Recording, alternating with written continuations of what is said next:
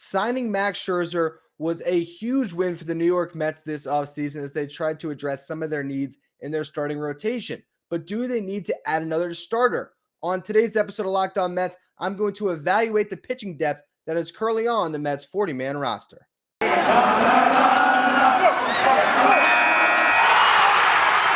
are Locked On Mets, your daily New York Mets podcast. Part of the Locked On Podcast Network, your team every day.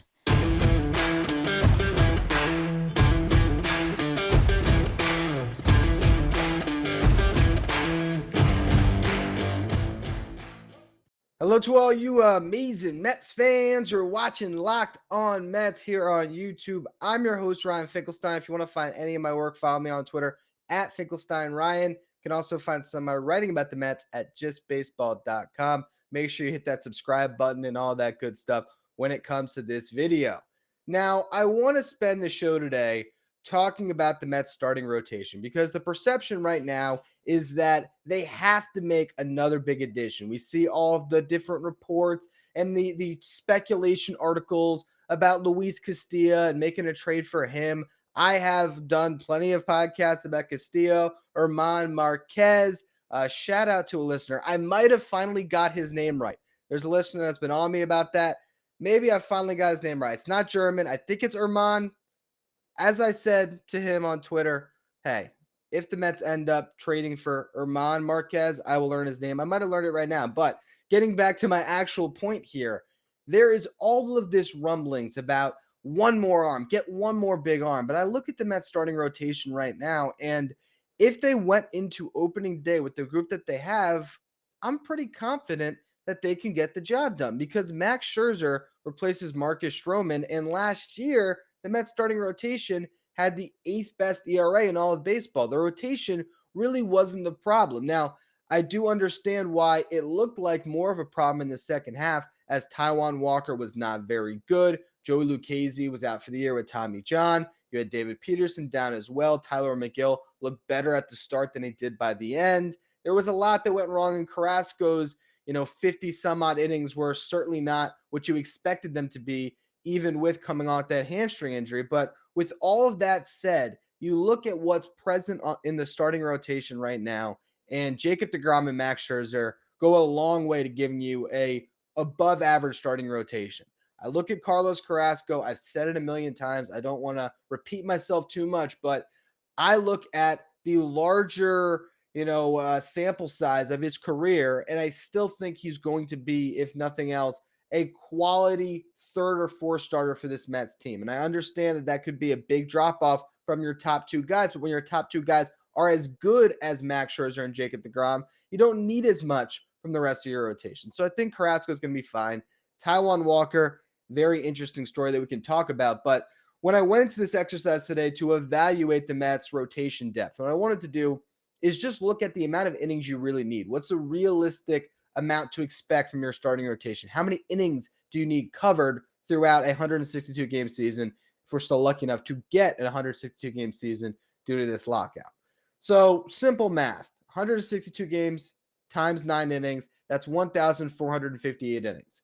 Round it up to 1,500 due to extra innings games, and you get a general idea of how many innings you have to cover throughout a season. Now, if you look at the Mets last year, their starting rotation covered 783 and 2/3 innings, and they had that ERA, as I mentioned, the 3.89 ERA was the 8th best mark in baseball. Last year, the league average for all the different teams when it comes to the amount of innings their starters threw was 786 and a third. So the Mets were just behind league average. The Oakland Athletics had the most innings pitched by a starter or by a starting rotation at 894.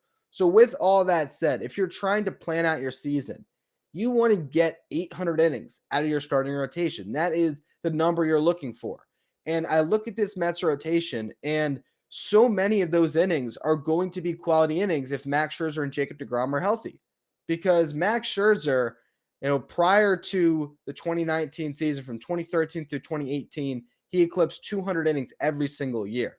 Now, 2019, he goes over 170. You had the 2020 season where it was shortened, but he made all of his starts. And then this past year, once again, eclipsed 170 at 179 and a third. So I don't know if you're still going to get 200 out of Scherzer, but 180 seems like a number that he certainly can hit. And if you want to reasonably ballpark it at 170, that is 170 innings of A-plus production out of Max Scherzer that you're going to get this next season.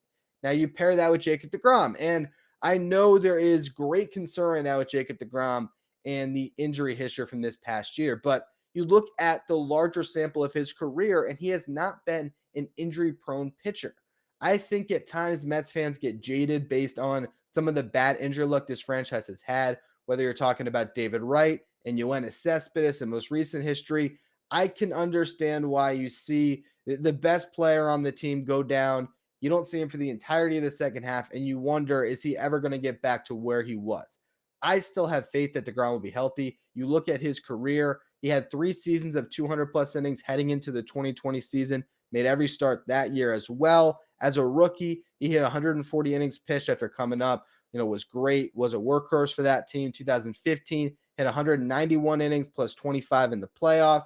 2016, his only other injury-plagued year, he was 2 innings shy of 150. So even the few times where he's dealt with injuries, he's still been around until this year where he only threw 92 innings. So I look at deGrom heading into this season, and while I may not conservatively project him at 180 innings, I think thinking you're going to get 130 out of Jacob deGrom is fairly realistic, if not more than that. And if I just pair deGrom and Scherzer, and I say, can we expect 300 innings out of the two of them? I think it's realistic because you know what? Let's just say deGrom throws 92 innings again. There's still an outside chance that Scherzer is going to be healthy and a workhorse. He talked about in his introductory press conference how he likes to throw a lot because that gets his arm in shape. He's kind of old school in that way. Would I be stunned if Scherzer threw 210 for the Mets this year? No, I would not be stunned. So with that said, I would project out 300 innings from those two guys. That would account for 38% of that 800 inning total I mentioned at the top of the show here. So with that said, when you're getting, nearly 40% of your innings pitched by those two guys, you're going to be set for a very good starting rotation.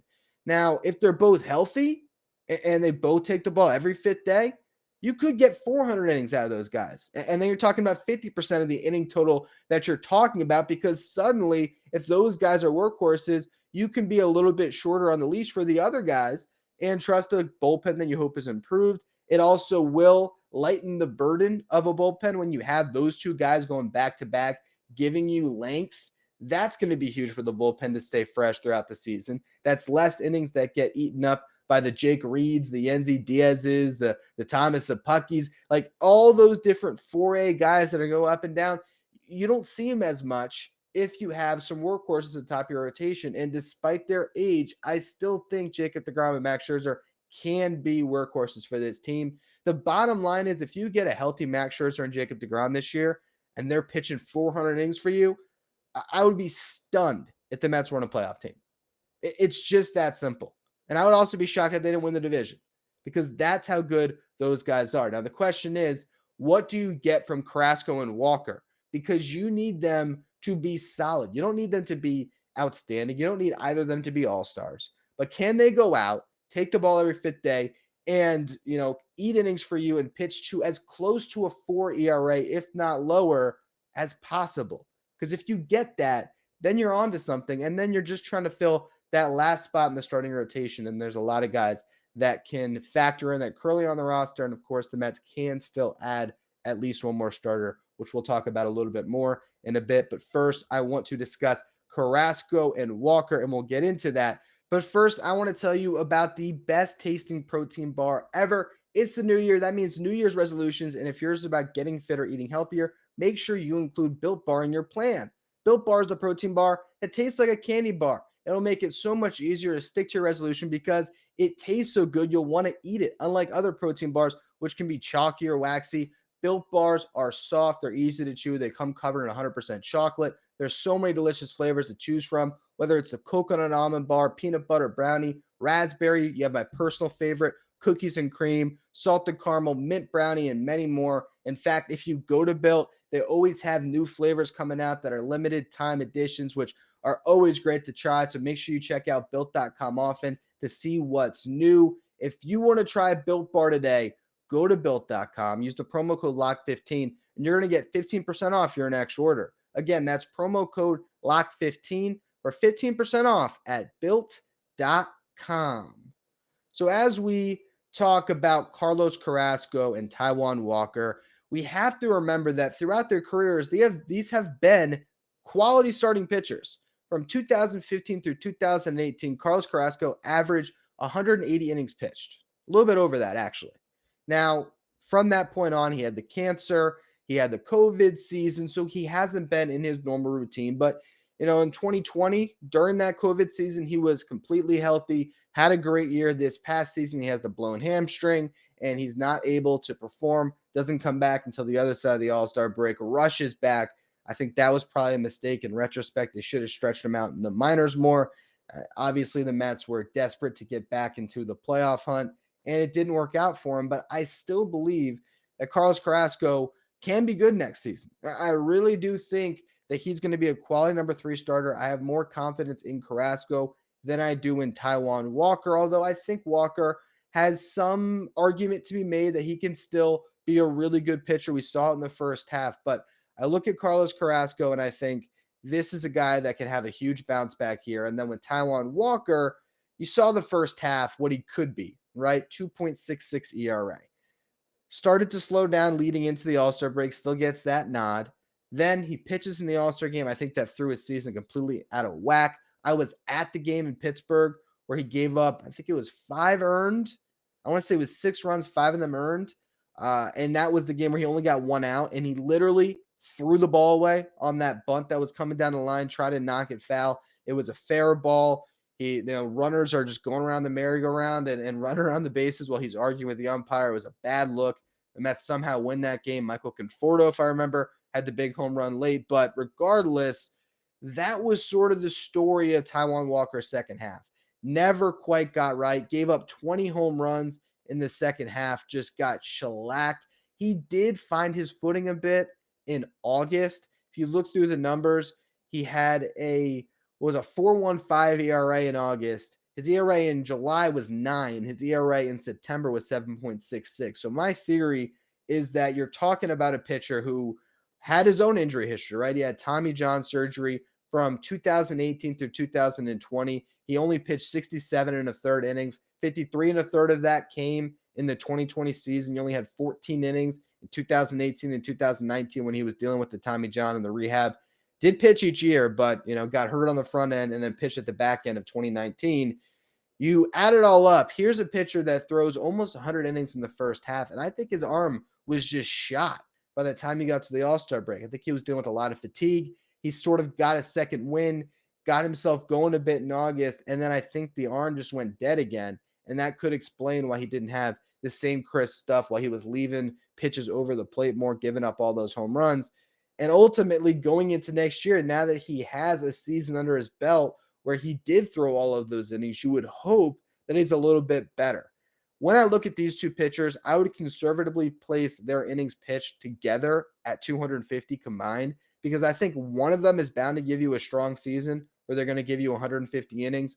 One of them might be hurt a bit. One of them, if it's Walker or Carrasco, could have ineffectiveness, and suddenly maybe Mcgill or Peterson is taking starts from them down the stretch of the season. We could see any of those things. So if I was to project it out, I'd be a little bit conservative and say that 250, if not a little bit lower. But the bottom line is, right now at the top 4 in the Mets rotation, I don't think it's crazy to expect them to cover 550 innings out of the 800 projected that you would need to get through the season. Now, the question is the quality of the innings, right? Can, as I mentioned, Carrasco and Walker be as close to a 4 ERA as possible? Because if you get that, if you told me right now that you could sign up for 250 innings of exactly a 4 ERA between those two guys, and you're also telling me that you have a healthy deGrom and Scherzer, I mean, your rotation right there is pretty set. Not a lot of teams have a great 5th starter, and maybe the Mets do add one. Or maybe they even add someone who's going to be a 3 starter and bump the other 2 down. But I look at that top 4, and I just think that the Mets' needs in their starting rotation have been overblown a little bit. And I also think there is enough depth with the other guys that we're going to talk about in a minute here: Jose Budo, Tylor Megill, David Peterson, Adam Oller, Thomas Zabucky, Trevor Williams, and Jordan Yamamoto, all the guys that are on the 40 that have starting pitching experience, I think there's enough there that you could get through the season if you didn't add another starting pitcher, although I still believe the Mets ultimately will. We'll discuss that more in just a minute. But first, Bet Online would like to wish you a happy new betting year as we continue our march to the playoffs and beyond. Bet Online remains the number one spot for all the best sports wagering for 2022. New year, new updated desktop and mobile website. So sign up today and receive your 50% welcome bonus on your first deposit just by using our promo code Locked On.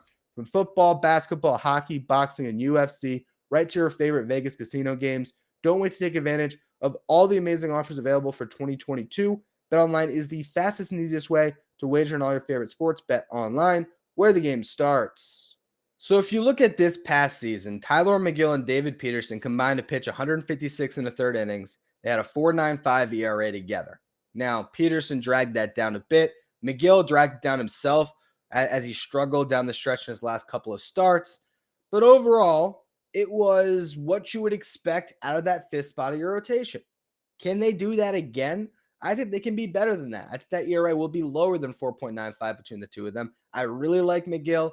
I think he has a lot that can really show up over time. The ability to consistently throw strikes with that fastball as a starting pitcher. It's a great foundation when you're 6'7" and you are shortening that distance travel between the mounds and the plate for the hitter. That fastball just jumps on batters, and he's able to work it in the top of the zone, get a lot of strikeouts, able to induce weak contact. We saw a lot of improvement. I mean, at one point, this was a pitcher that was basically just throwing his fastball in the minors and just getting away with it. We saw a lot of progression with the slider and the changeup. So I like Mcgill. I think Peterson still has the potential to be a John Neese type for the New York Mets. And I know people just, hear John Neese and they think of the bad times. But this guy, I want to pull up his stats here for a minute. Look at his Mets career and a 3.99 ERA. Now, the problem with John Neese is he was often cast as like the number 2 starter. It wasn't his fault that he was miscast because the team was bad. I mean, he pitched in some down years. 28 was when he debuted, where the Mets weren't great, became a full part of the rotation in 2010, where they, really started to fall off a cliff as a team. And you look at what he did, though, and he consistently took the ball. He was a quality back-end starter. So when I say that for David Peterson, I don't think that's a crazy comp. I think that is a decent outlook for someone like Peterson to end up, going out and having a nice career for himself where he could be in a starting rotation for 6 or 7 seasons. So I like the two of them as options. Trevor Williams, I really liked in his short time with the Mets, 3.06 ERA, 32 and a third. I think he is perfect to be in that swingman role where he can get some spot starts, but he can be the long man out of the bullpen. It's not like you're going to put Trevor Williams back in the minors. I don't even think he has another option. He had one option at the Mets, I think, used last season after they traded for him. So I believe he is out of options. Apparently, he still does have options. Wow. So that is a chance here. According to Fangraphs, he has 3 minor league options left. I guess because he spent so much time on the big league club for the Pirates and then the Cubs. But regardless, that's an interesting one. I think he adds some value to the Mets in that swingman role, but I guess they could put him in Syracuse if they wanted to. Between the 3 of those guys, I like the room that's going to be competing for that 5th starter job. I like that going into spring training. Obviously, you'd like to see a little bit more, but that's some quality depth. And then you look at what else they have on the 40. You have Thomas Zabucky, which I just can't count on him pitching at all for the Mets. He hasn't even pitched over or even 65 innings. He hasn't even just hit that mark in any of his seasons in professional baseball. Always hurt, always dealing with something else. I think it's time to maybe consider converting him into a reliever. I just don't know if he's ever going to be able to put it all together and be part of a rotation as a major leaguer, but we'll see what the Mets decide to do with him this year. I also think he could be someone that could be taken off the 40 if the Mets were to make some more additions this offseason. I think his spot could be in jeopardy because I don't know how many teams are going to be rushing to pick him up, so you might still be able to keep him in your minors after you DFA him. But regardless, you look at where they're at with Zabucky, you have Jose Butto and Adam Oller as recent additions to the 40, Buto made 20 starts in 2022, pitched to a 3.83 ERA. He was 4 outs away from getting to the 100 inning mark. Started the year in high A, pitched to a 4.32 ERA, was promoted to Double A, and the results got better. Had a 3.12 ERA and 8 starts in Double A. Likely starts in Double A again next year. Then you have Adam Oller, who started in Double A this past year, had a 4.03 ERA in 15 starts, and like Buto, pitched better after a promotion in Triple A. He had a 2.45 ERA in 8 starts. Overall, pitched 120 innings. He is really interesting, a name to watch that could compete for a job. I don't think I would say in spring training, but he could be this year's version of a Tylor Mcgill that can step in and play a big role if called upon.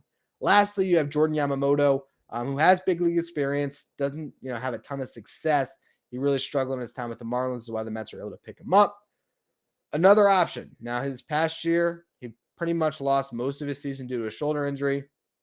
Hopefully he's healthy. And with that, you look at what your depth could be in Syracuse. You could have a rotation of Peterson, Megill, Yamamoto, Oller, and Zabucky, or Buto. Buto, I still think, would probably start in Double A. And that is if you were to add another starting pitcher. So one more addition does solidify everything. It does put everyone else in line. But if the Mets are to add somebody, I just don't know about the cost of trading for one of these premier guys. I don't know about that. And I also don't know how much I would love the idea of signing someone who has the injury concerns, like the top 2 starters left in Clayton Kershaw, who I don't think would consider coming to the Mets, and Carlos Rodon. So with that, you get back to a podcast I did last week, I believe at this point, and that was a Zack Grinky podcast.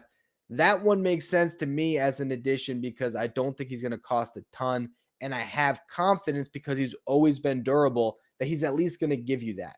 If they can find this year's version of Rich Hill, that's what I would be looking for right now, because I still think that the upside in this rotation lies with Jacob deGrom and Max Scherzer. I think that Carrasco and Walker have been underrated at this point. And I also think that between Oller, Mcgill, Peterson, Williams, I think there's enough there that one of those guys could surprise you. And if you need someone to make 20 starts, I think that there is someone that's currently in this organization as the 6th starter that can get that job done. If you're decimated by injuries, your season's going to be washed anyway. I think so much of this season is tied to the front tier talent that I don't know how much it would make sense to, sign those guys I mentioned in Kershaw, Rodon, or to mortgage your future trading for Luis Castillo. And then, if a couple other injuries happen and the rotation still crumbles around him, then you're left with only 1 year of control. Where does that put you moving forward? Regardless, that's going to be all for today's edition of Locked On Mets. As always, thank you for listening. Make sure you follow, rate, and review wherever you get your podcast. Make sure you follow me on Twitter at Finkelstein Ryan. Follow the show at Locked On Mets. Thank you for making Locked On Mets your first listen every day. Now for your second listen, check out Locked On Bets, hosted by your boy Q and handicapping expert Lee Sterling. Get daily picks, blowout specials, wrong team favorite picks, and Lee Sterling's lock of the day by following Locked On Bets wherever you get podcasts.